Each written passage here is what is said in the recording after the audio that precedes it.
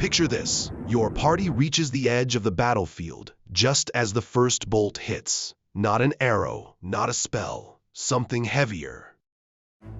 It slams into the ground beside them, splintering wood, cracking stone.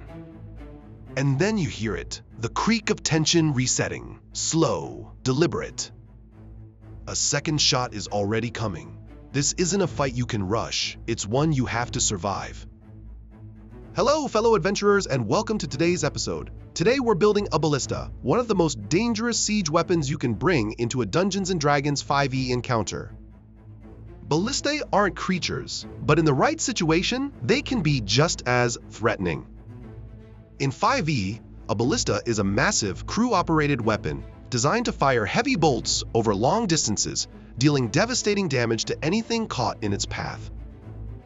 And unlike spells or melee attacks, this damage comes from preparation, positioning, control of the battlefield. In a campaign like Tyranny of Dragons, the cult doesn't just rely on brute force or magic. They use tools like this to defend strongholds, protect valuable assets, and control open terrain. Because a Ballista changes how your players approach the fight. Suddenly, distance isn't safety. Cover matters, movement matters. Every step forward has risk.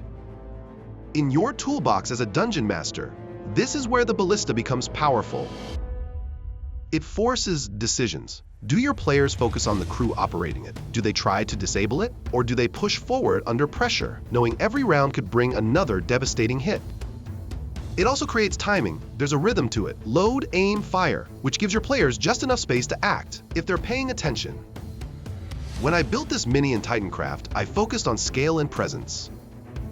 The structure needed to feel heavy and grounded, something that belongs on a battlefield, not carried into one. The angles are sharp and functional, emphasizing purpose over style, and the overall design keeps attention on the bolt itself, because that's where the danger is. This isn't flashy, it's effective. It's basically a large mounted crossbow with some protection.